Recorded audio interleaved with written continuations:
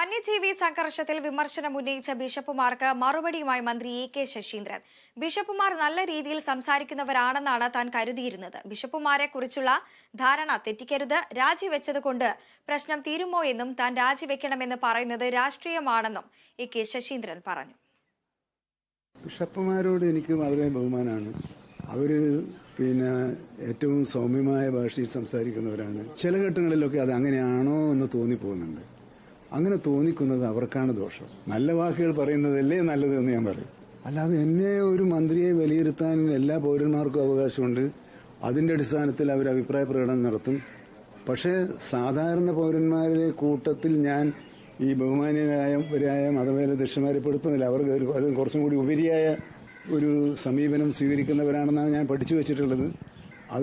ആ പഠിച്ചു വെച്ചത് തെറ്റിപ്പോകരുതേ എന്നാണ് എന്റെ പ്രാർത്ഥന. നമ്മൾ രാജി ആവശ്യം എന്ന് പറഞ്ഞാൽ ഒരു മന്ത്രി രാജിവെച്ചാൽ ഈ വകുപ്പ് പോട്ടെ, രാജിവെച്ചാൽ ഉയർന്നു വന്ന പ്രശ്നം തീർന്നോ? രാജി പ്രശ്നപരിഹാരമല്ല.